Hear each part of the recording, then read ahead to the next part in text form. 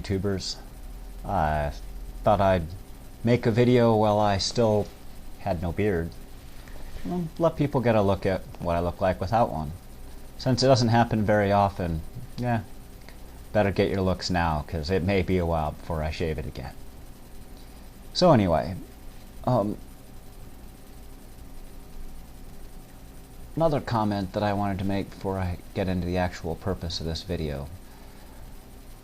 I have hundreds of hours of unedited video that I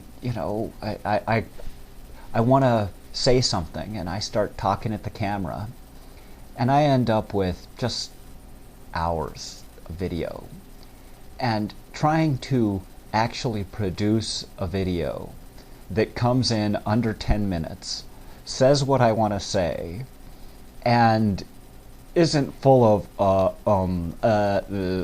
I can't figure out what's next, or me thinking about it, I find quite difficult. I'm just way too talkative. I've got way more that I want to say than I could possibly fit into a quick thing.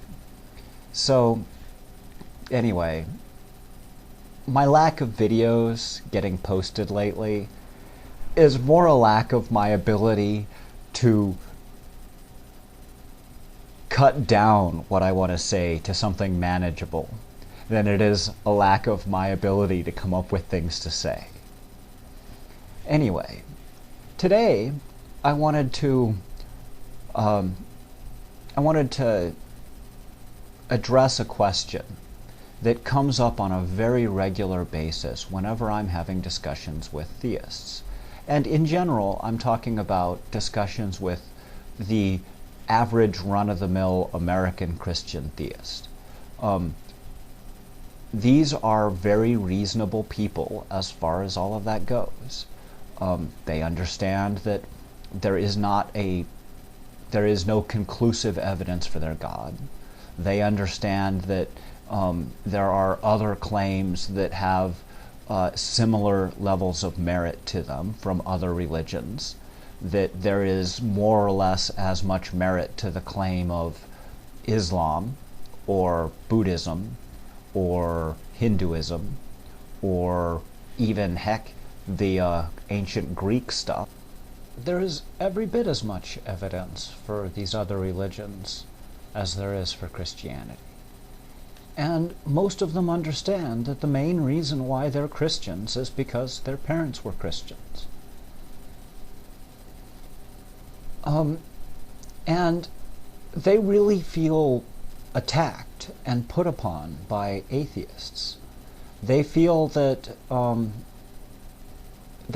our work, in quotes, they feel that our work debunking what the evangelicals and the fundamentalists have to say as personal attacks on them, as well as what we're actually going after. Now, part of this is because it's not really possible to target the people that I care about and that most atheists care about without tangentially hitting the people that we don't really have a problem with.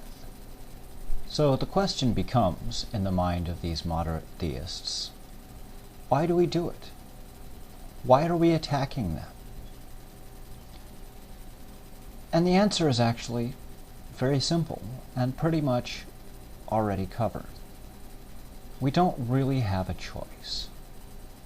If we want to put a stop to the evils that we see being done in the name of religion, the only thing that we can do as atheists to work towards putting an end to the evils of religion, to putting an end to the xenophobia and the homophobia and the killings and the beating people up and the ostracism and the denial of outsiders, any rights and everything else. And I mean, it goes on and on. Religion causes all sorts of evil problems.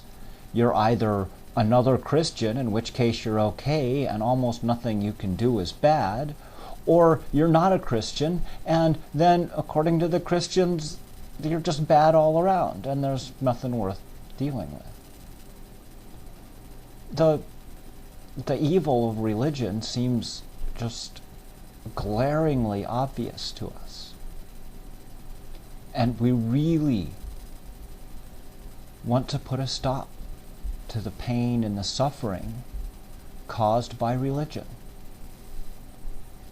And the only way that from the outside we can influence religion is an attempt to influence its destruction.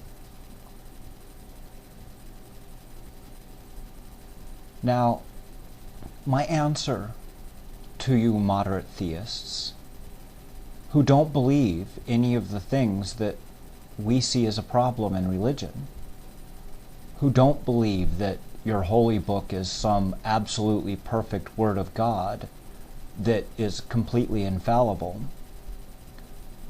who actually understand that it was something written by men and that at best it can be interpreted as allegory.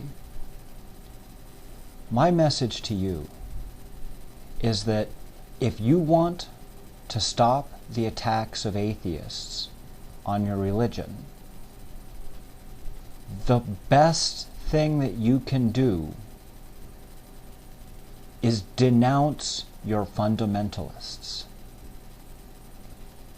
It's to get out there on your own and do what we're doing, but from a Christian perspective. Don't let them get away with speaking for you. When you let these people speak for you, you tacitly approve what they have to say. Do not let them get away with it, because they are making you look bad.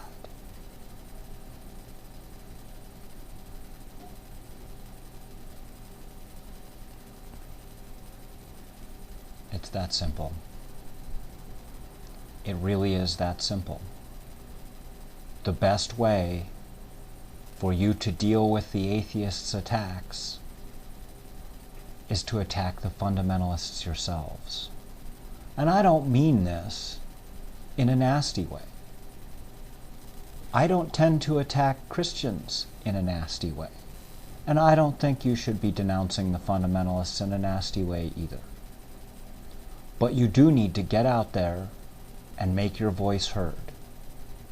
Make sure that everyone knows that these people do not speak for you, and that you don't think that simply because someone doesn't think the way you do, that they are going to burn in hell for all eternity. That you don't think that homosexuals should be stoned, or that women are inferior. I know you don't really believe this. It's in your holy book, but you interpret your holy book.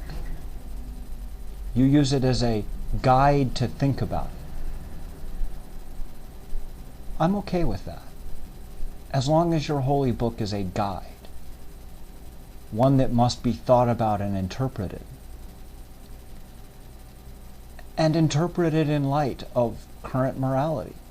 Morality is something that changes over time. The Old Testament is immoral by the standards of modern-day America. Period. Do not let these fundamentalists speak for you.